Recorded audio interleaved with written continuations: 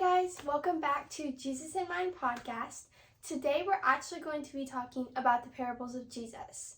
The reason I chose this topic is because I've actually been doing a speech class this summer, and my last assignment was over the topic of the parables of Jesus. So I've been doing a lot of research over it to get this speech done, and I just did my speech yesterday, so I'm really excited to get to share with you what I figured out about the parables of Jesus. Welcome back to Jesus.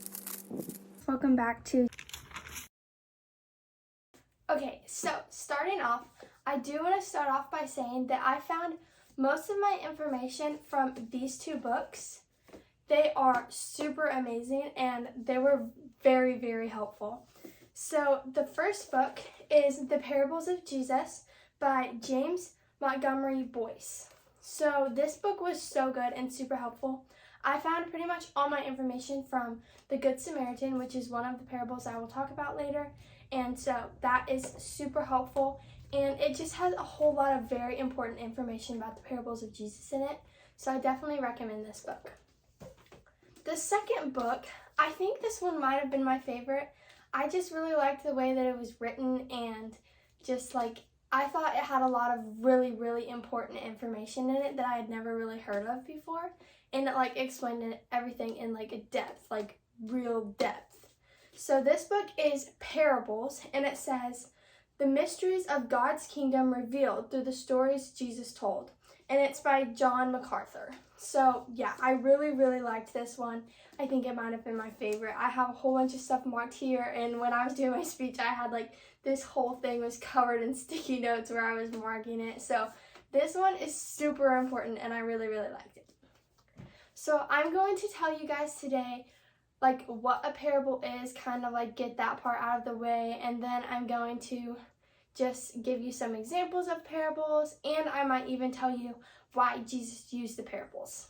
Okay, so this is my little notebook that I had for my speech class, and it has all my information on it that I did the research on for this speech for the parables. So the first point that I had was, what even is a parable? So a parable is a lengthened metaphor or simile that needs an explanation, pretty much. So it's not just a simple simile saying like or as. It's a simile that needs an explanation, which is what Jesus was using it for. And pretty much, so in the book Parables that I showed you guys earlier, he says that the parables, all but one of Jesus's recorded parables, are found in Matthew and Luke. So this is also very important, but you also need to know that Matthew and Luke had very, very different ways of recording the parables. Matthew recorded the parables in just facts and strict, everything that happened, just exact facts in the stories. But then Luke, his recordings of the same stories gave a better explanation and personality to the characters in the stories, which is also a very, very common difference between Matthew and Luke, which is also something really important to note. But pretty much but to sum it up, a parable is a figure of speech made for comparison, and specifically for the purpose of spiritual lessons being taught. So that is also very important. It is just straight up spiritual lessons being taught, and that is why Jesus recorded, Jesus used them as spiritual lessons being taught, and that's what a parable is. It's a simile that needs an explanation, and it's specifically for spiritual lessons being taught. And also, don't forget that all of them are found in the Gospels, specifically Matthew and Luke. So, yes, thank you guys. And now we are going to move on to why Jesus used the parables. Okay, so in the book, The Parables by John Macarthur, this is, like I said, I used a whole lot of information from this book, so you're hearing it a lot, and I'm sorry about that, but it's very important. So for my point 2, where I said, why did Jesus use the parables? I'm just going to read you the whole paragraph that I have about that. I said, Jesus didn't always speak with parables, according to MacArthur. For the first 2 years of Jesus' public ministry, Jesus preached sermons straight from the Old Testament. After a run-in with the Pharisees, Jesus' sermons all changed. So Jesus did have a run-in with the Pharisees where they kind of called him a false teacher, and you know how the Pharisees were. They were kind of just hypocrites, and they thought they were better than everyone else. So then I have the Pharisees were an elite group of religious leaders and keepers of the law. They displayed themselves as righteous, but were often quite the opposite. Jesus began to challenge the false teachings of the Pharisees and began using parables in his teaching. So that's really important to remember, is that Jesus, all his sermons changed after he had a run-in with the Pharisees. So that is important information on how you figure out why Jesus used the parables. So then I have in the Bible in Matthew 13:10-11, Jesus is asked by his disciples why he speaks in parables. So in Matthew 10-11, his disciples come up to him and just they don't really understand, they understand the parables, they just don't understand why Jesus is using the parables instead of just straight out speaking for example, the one with the light and the lamp, where Jesus says you wouldn't, when you light a lamp, you wouldn't cover it with a basket or put it under your bed, you put it on a stand so that those who may enter will see the light. And that is really important information, because they don't understand why Jesus said that, instead of just saying well, when God gives you this light and you know the love of God and that represents the light. So when God gives you the love of God and you understand the love of God, you don't hide it away for others to not see, you put it up on a stand so that people see it. And that's the example of a parable, a short parable. And so that's kind of what the disciples are asking, why did he say the lamp instead of just saying, well, don't hide away God's love? That's what we're getting to here. So he said in verse 11, he answers the disciples. He says, "To you it has been given to know the secrets of the kingdom of heaven, but to them it has not yet been given." So therefore, there are two reasons that Jesus used the parables. The first reason being that the parables hid the truth from the Pharisees, which is what I said earlier, why you need to remember that. The Pharisees, so he's hiding the truth from the Pharisees because they don't understand his teachings, and they are they don't want to understand his teachings. So it's hiding the real truth of what Jesus is teaching to us. So then the second reason is why the parables revealed the truth to those who were eager to learn from Jesus. So the people who actually wanted to understand the parables, Jesus could explain them to them, and then they would understand the parables, but the Pharisees still wouldn't, which is why Jesus used parables. So then we're going to go on to point 3, and my point 3 is just I'm going to give you 3 examples of 3 different parables, and then I'm going to tell you what they mean. So yeah, okay, so my first example of the parables is the Good Samaritan. That is probably the most common parable, I feel like I've known that one for a long time, but it may not be. You might have known other ones. But I just feel that's a really common one that people have heard of and maybe don't even know came from the Bible. So pretty much in the Good Samaritan, it starts off, it's kind of a story inside of a story. So also remember that. So a lawyer is asking Jesus, he's kind of trying to test Jesus, trying to get him to trip up, kind of prove that Jesus is wrong. And the lawyer is testing Jesus, and he just asks Jesus, he says, he's just testing Jesus pretty much, and he's asking him questions. So Jesus responds with this story about the Good Samaritan. So the Good Samaritan is a story, like I said, Jesus told to the lawyer, and it's a story about a Jewish man. So this Jewish man was beaten half to death, had all possessions stolen, and then he was left on the side of the road pretty much to just die. And then a priest came, saw him, and obviously you would kind of expect a priest to help, which I guess that's kind of I don't know, you would expect a priest to help because a priest is supposed to, know the love of Jesus. So you would expect this priest to stop and help him, but he didn't. He just passed him by with zero care in the world. So then, after the priest became an upper class citizen, so pretty much someone, he wasn't he was upper than middle class citizen is how you would say that. So he was an upper class citizen, and you would also expect him to help because why wouldn't he? He's an upper class citizen, he has all this stuff, he would stop and help this Jewish man, but he didn't. He also just passed by with no care in the world. So this Jewish man was kind of well, he's gonna sit here and he's gonna die on the side of the road because no one's gonna stop and help him. So then a good Samaritan came by and stopped, bandaged him up, and helped him and paid for him to get treatment. So the reason this is such a crazy thing is because Samaritans were actually hated by Jews. Samaritans were very, very strongly hated by Jews. So that is super important. So what Jesus is teaching us through this parable is that we should be neighbors to our enemies, like how the Samaritan is a neighbor to his enemy, which is a Jew. The Samaritan stopped and helped a man that probably wouldn't have stopped and helped him. So that's kind of what you have to think about is sometimes in the world it happens and you have to think about things like that. Just because you don't like someone, but if they're on the side of the road, are you going to stop and help them? Which that might be kind of an extreme thing, but that can be anything. If someone is really struggling in school and they ask you for help, are you going to give them the correct answer by helping them, or are you going to give them the wrong answer just so they can get an F on their paper? That's kind of a silly example, but that's kind of what we're going at here. So just because you don't like someone does not give you the right to just pass them by with no care. So that's kind of what Jesus is teaching us, is to just be when Jesus tells us to be neighbors to everyone, he's saying everyone. That doesn't just mean your actual neighbors that you're friends with. That means your enemies, your friends, your family, everyone. Your enemies are in the same group as your friends and family when it comes to being neighbors to everyone. So that is what Jesus is teaching us through the Good Samaritan parable.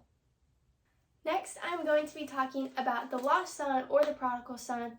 It's the same parable. It's just talked about in different ways in each thing. The two books I had, one of them had it in the lost son and the other one had it in a prodigal son. So that's just what we think about here. But so my cat is coming to my room right now. I think she literally just jumped up and opened my door. Anyways, going on. So the lost son is a story of two sons. So this is kind of a wealthier family. Okay, so remember that. So the father of the two sons divides his estate between them because the younger son asked him to do that. And then the younger son took all of the estate that his dad had given him and he went off to go live wildly. So he went off to just go kind of in a way it's party would be how you say that in our world. And then he ended up with absolutely nothing left. He kind of gambled all his money away. So then the older son had stayed the whole time and he had just obeyed his father and worked for his father and kind of been the good kid. And then, so the younger son has to come back. He was kind of working in the slumps where he was at because he couldn't bear to go back to his father. But then he thought to himself my father is paying workers that are getting more than what I'm getting right now, so I'll go back and work as a worker and not as his son. So the younger son comes back saying to his father, "Father, I've sinned against you and I am no longer worthy of your love." But the father ran to him, filled with compassion to see him, and just hugged him and just was loving on him. And the son just couldn't understand that. So that's when the son said that. But then the father actually threw him a party and said that he told his other servants to get the thickest cow, they were gonna party. This was the celebration for his son coming back. Well, the older son, now he's "Father, I don't understand. I've stayed here the whole time and I've obeyed you and all I got was a goat," I think is what he says. A goat. So that's saying he's not understanding why the younger son that went off and lived wildly and had sinned against his father was still getting all this stuff. So what the parable is teaching us that Jesus told is the father lost something that was very valuable to him, but what the father lost was still valuable to him no matter what sins were committed against him, which is what we can think of our God, our Father, to us. So when Jesus loses us and we sin against him, he still loves us. And when we run back to him, he's going to run back to us, filled with compassion to see us. So that's kind of what Jesus is teaching us in this story. So yeah, I really like that one. And I honestly didn't really know all that about it until I read this book. I had heard that story before, but I really don't think that I understood the actual meaning behind it. So I'm really happy that I get to share that with you guys. So yeah, going on, and the last one that we're going to talk about is the talents. Okay, so now we are talking about the last parable that I'm going to be talking about today, and it is the talents. So the talents is a story about a rich man who entrusts his talents with 3 different servants. So a talent is money, so I do want to go ahead and say that Jesus never actually explained this parable, so there's actually a lot of different interpretations for it. One interpretation is that a talent is a weight of money, and the second interpretation is that God is referring to talents, like the talents, God-given talents that we each receive. So that's kind of how we can differ from this, but I'm going to go on to say the story just how I did in my speech, and that is was my favorite way, and that I actually don't want to say this wrong, but I'm pretty sure that I might have found it in the Parables of Jesus book, but I think I might have co-partnered with them. I think I might have got the story. I'm not sure, actually. I know that I think it used both books for this one, so just remember that. But, so the parable, like I said, the talents is a story about a rich man who entrusts his talents with 3 different people. So in this book, we're going to say the talents is a weight of money that is equal to 10 years worth of work. So the average person's 10 years worth of work. So that's a lot of money. And this rich man is just entrusting it with his servants. So the first servant received 5 talents, and the second received 2, and the third received 1. So when the man returned, he came back to see that his first 2 servants had actually doubled their talents, and he was very, very pleased with them, and he actually rewarded them. But then the last servant, he was actually scared of his master, or this rich man. He was scared of him, so he just hid his talent in the ground. He did not want to lose his talent. He just didn't do anything with it. He just hid it in the ground. So this guy, you also have to remember that he had left and he's coming back. So I forgot to say that part. But, so the rich man was very, very unpleased with his last servant that didn't do anything with it. So he actually took the last servant's talents and sent him out into the darkness. This is what it says. So through this story, Jesus is actually teaching us. So actually, let me stop there. Like I said, there's many different interpretations to this story because Jesus never explained it. But this was my favorite one that I found between these 2 books.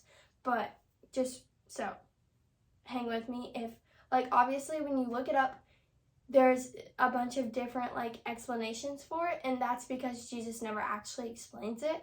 Jesus kind of left us to figure it out. So this is my favorite interpretation that I found.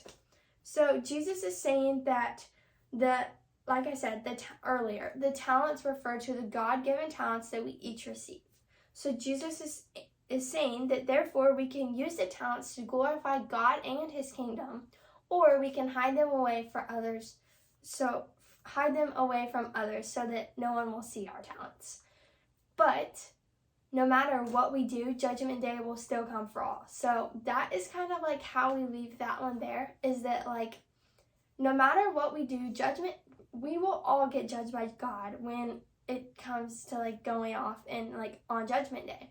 So we will all be judged, but do you want to be judged as the servant that actually doubled their talents and showed their talents to the world? Or do you want to be judged as the servant that didn't do anything with them just because they were too scared to show their talents? So that's where I'm actually going to finish off today. So I am going to go ahead and slide over to the next video. Okay, so today I told you guys about the parables of Jesus, and I hoped you guys really enjoyed that. And I told you my 3 points, which were what a parable is, why Jesus used the parables, and then my last 3 examples of the parables, and then what they meant. So that is the end of this podcast. I hope you guys really enjoyed it. But before we go off, I do want to say I would really appreciate it if you guys followed my TikTok and my Instagram, both under Jesus in Mind 00. I post daily TikToks, just inspirational TikToks about Jesus and Christian life. And then on my Instagram, I actually post every time I post a new video. And then I also like to post Bible studies sometimes, and just kind of reminders of Jesus or God and this world, So yeah, thank you guys so much for watching. I hope you enjoyed this, and I can't wait to see you guys next time. Bye!